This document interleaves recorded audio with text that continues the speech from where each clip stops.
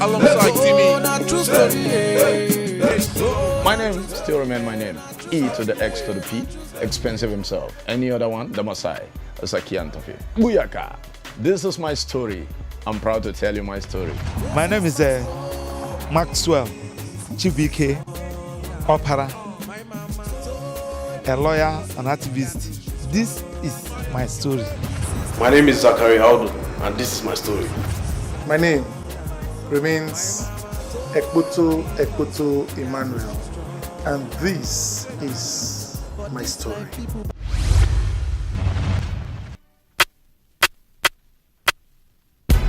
On My Story today, we bring you the story of Honorable Joseph OKWORI BARRON. He takes us through his upbringing and how he rose through the ladder. Please stay tuned and be inspired.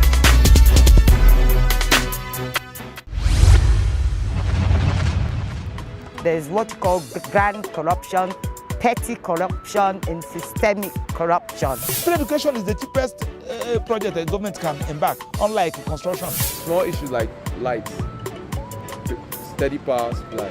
For me, that's the biggest issue. We need to look at socio-political, economic foundations and resilience organizations for our teenagers. Leadership is an opportunity for you to serve other people. And if you are not willing to serve, you have no business being in leadership.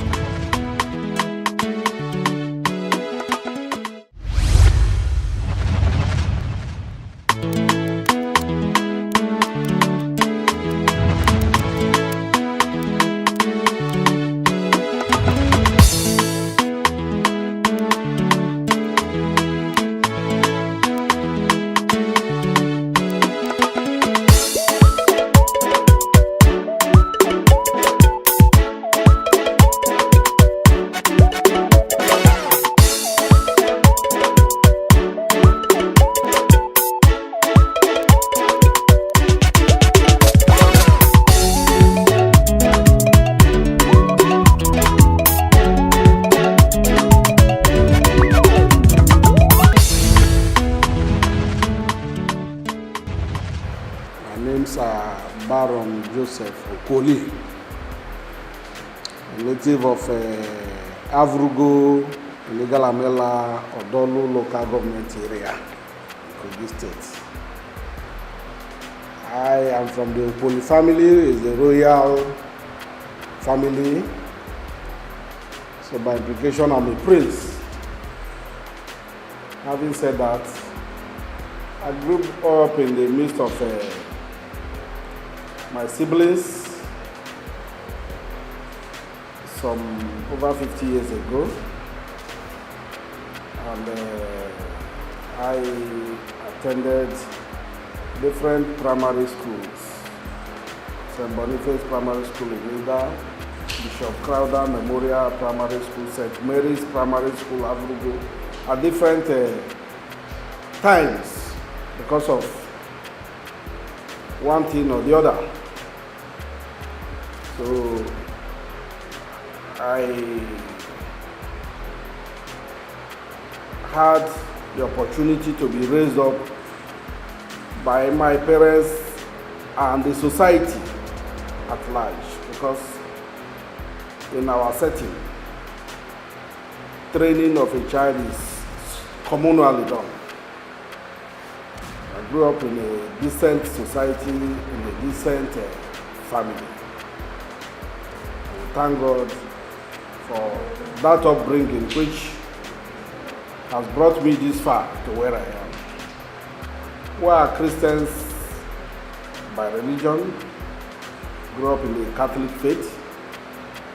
As an African child, there are so many tasks that you grow up with. You will not say going to the river to fetch water is a task, or going to the bush to fetch firewood, or any other thing that your parents might apportion to you. It was part of the system, because as I earlier said, we grew up within the society and the family.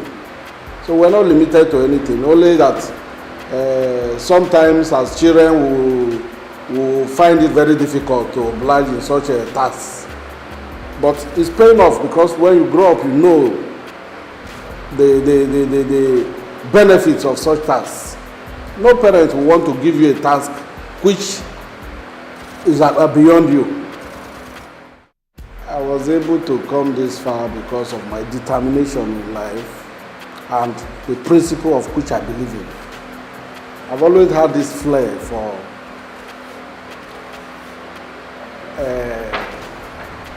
assisting people and showcasing myself, expressing myself. I grew up, I became a teacher after my trainings. From there, I worked with the sports council as a sports administrator. I didn't get that fulfillment there. I had to venture into business and politics, where I can be able to reach out to my people and express myself. I had that innate tendency to assist people, and that's basically what has spurred me to this level. So, through interaction, through trying to express myself, getting to where I feel that I will express myself better. I can't say I came here through sheer love. I came here through determination and purposeful determination to do what I want to do. I have this innate desire in me to develop my area. Long time ago, not now. My motivations are my background. I'm a Christian, and through the moral teachings I got, I was a seminarian. Yes, I attended St. Clement's Minor Seminary. Through the teachings I got from that background, as a seminarian, an ex-seminarian there in the minor seminary in Lokoja, I left there because that was the year 1975. I left there because of the surging water. My dad just looked at it and was like, this boy is very stubborn. And the River Niger there is, and I love swimming. Before you knew it, he said, if you come back to Ida, I'm no more going to seminary. As a matter of fact, in the minor seminary, we're not treated as if we're going to be reverend fathers. They were giving us, because at that point in time, you couldn't take any major decision in your life. That's one of the things I've learned. So I'm still one of the advocates that when you allow people to take a decision as they grow up, they mature, they know what they are going into. So I went through there. Then I met the president, the Cardinal Naika came. He was one of our teachers then, and when we left there, I met him recently in Abuja, and I was like, Your Lordship, do you remember me? He said, how can he remember me? When I reintroduced myself to him, and it was a good moment. I've been communicating with him since that time. So, the background of that seminary gave me an edge when I even transferred, when they brought me to school in Uda here, in Aloma Teachers College. That was when they came in. Because in the seminary, academically, they were very, very, very sound. So you could imagine by first time, 1974-75 session when we went there, first time, people were, if you couldn't meet up, you go. By third time, we remaining, out of 30, were 23. When we're going to year 2, only 23 of us went into the second year. 7 left. As a matter of fact, they were disengaged. And that was how hot the place was. And if you take first position, the next time you are going to take 15th or 20th. The competition was massively hot.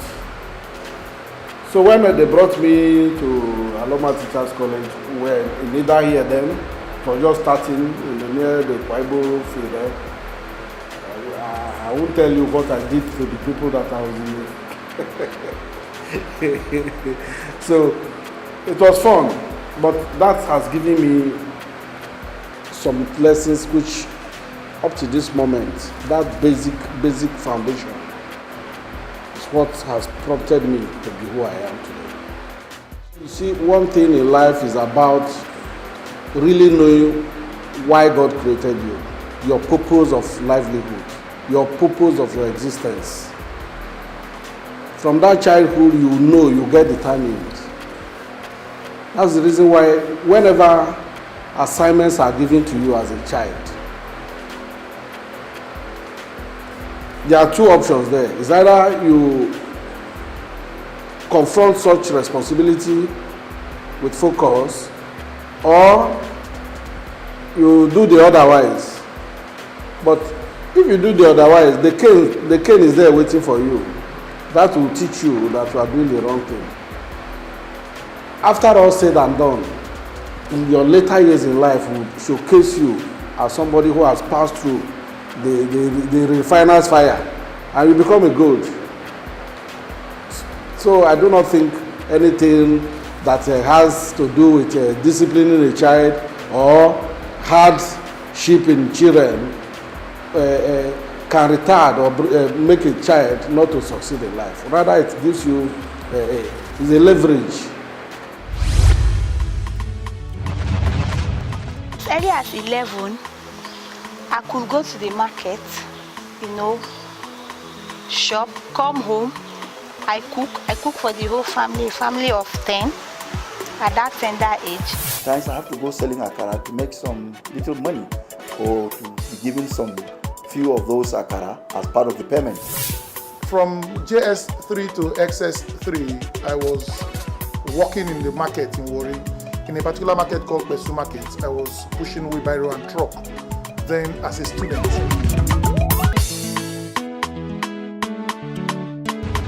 If I have the opportunity of renewing or reviewing my childhood, sure, basically there are some things which I would have done differently, though. There are so many times then, if I can recall, there are so many times that we'll be asked to do one or two things. We'll go around and go to the river Niger to swim. Sometimes I leave class when I was in BCL with some of my friends then. I don't know where they are now. Rather than taking our lessons, we'll begin to go to the river Niger. I recall a particular day when we were in the river Niger swimming. We swam up to 1 p.m. Coming back to the school, there used to be this madman then, or we call him Omada. He was a very, very tall man. Some people believe that he had only one vein, and he killed a lot of persons in the army. So after the closure of school, I came in, I wanted to pick my bag. Lo and behold, the man used my bag as a pillow. He entered the classroom, saw my school bag, used it as a pillow, and was sleeping. I didn't know what to do. And I just had to rally around some of my friends. We did that. We started stoning the roof of the house in the classroom.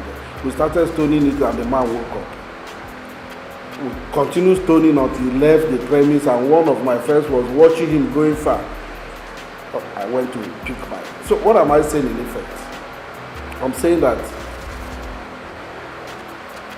when we were supposed to be in classroom, we chose to do the odd things at the right time. At that point in time, I was missing my lesson, but I did not know. Sometimes now when you get to review the questions they were asking you in primary school or in secondary school now, which you were not able to know, if you go through such questions now, the questionnaires or examination sheets now, you begin to laugh at yourself, or how you couldn't answer simple questions.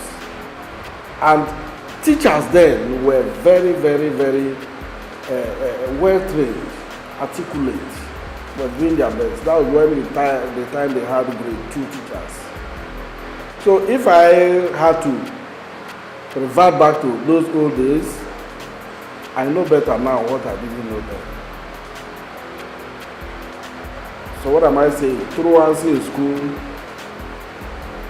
leave so many children behind, make them not to perform optimally, especially playing, going out when you are not supposed to go out, abandoning school for any other thing. I have a friend who was like, he told me the best thing then to do was let us go and become conductors. When we were in primary 5, yes. Why was he saying so? Because we used to see some of these conductors then who had, you know, the route to Lokoja then was from Ida to Ayimba, from Ayimba to Shintaku. There was no road passing Ajakuta at that point in time. There was no road there.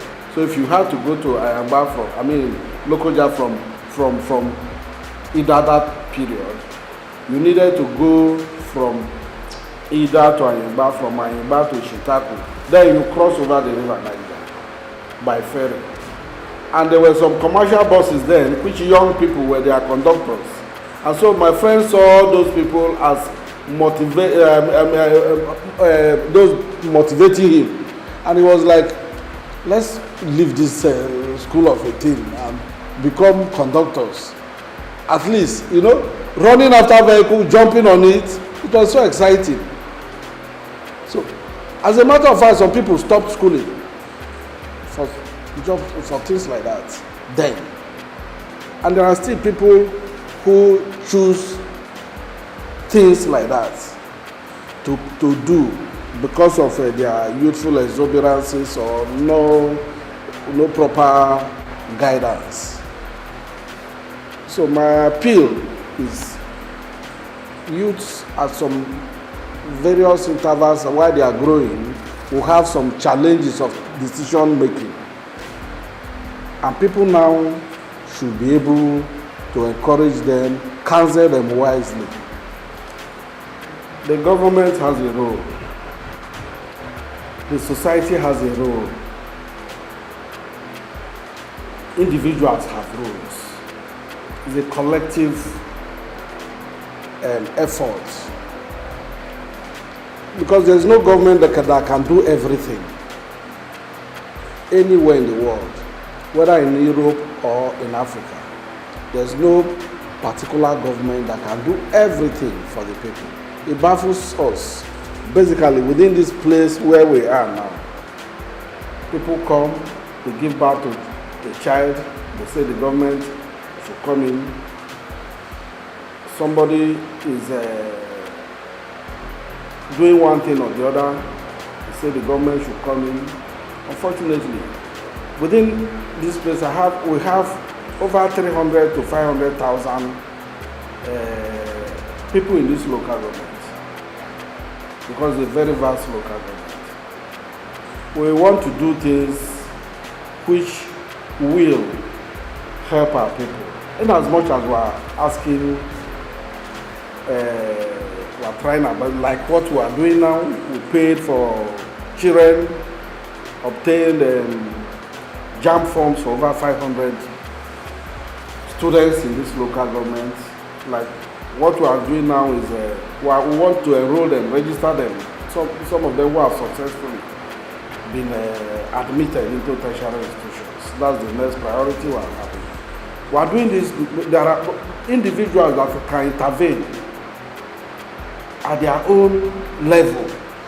I wasn't just doing this now. I've been doing it even when I was not here on this seat.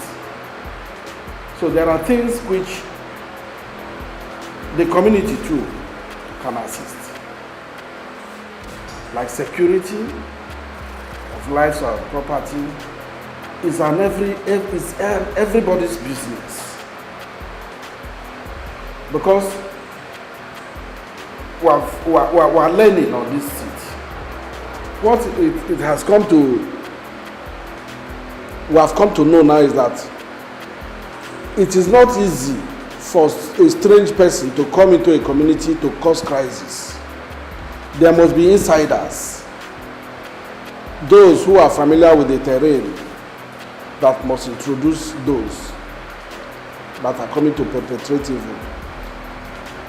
So insecurity it is everybody's business. We have learned that everybody must be a community police officer.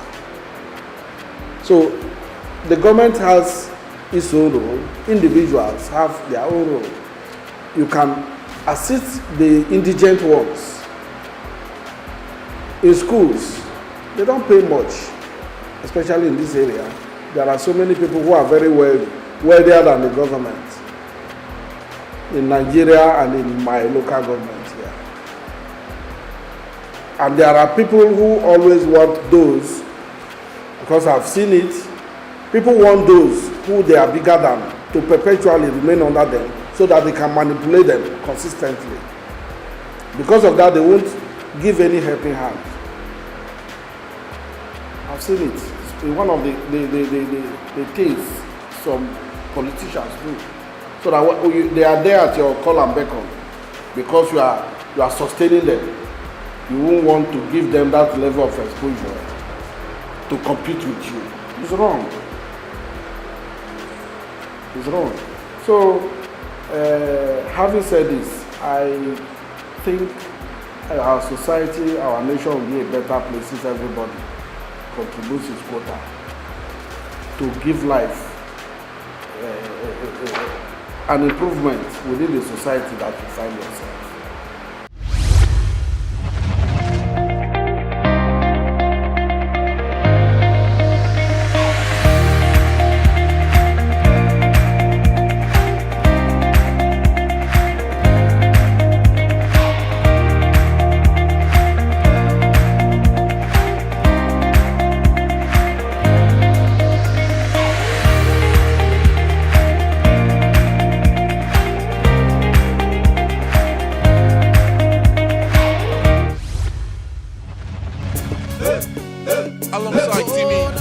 Our viewers, my name is Honorable Yozuwa Johnson Agwanima. People call me EJ. That's my mission. Representing the good people of Ego over Africa Conference, the heartbeat of the nation. And this is my story on AI. This is my story.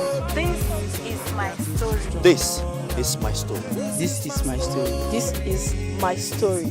This is my story. This is my story. This is my story. This is my story. This is my story. This is my story. This is my story. This is my story. My brothers and sisters, this is my story. Apart from the political angle, I'm a married man. With children and a loving wife who has stood by me through thick and thin, rain or shine.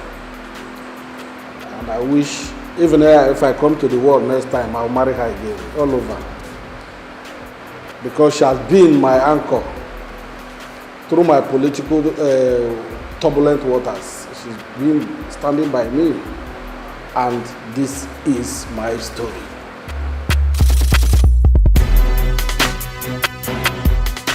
And that's it on My Story today. For your comments and suggestions, please send a text or WhatsApp message to 0806 004 2843. Thank you for staying tuned.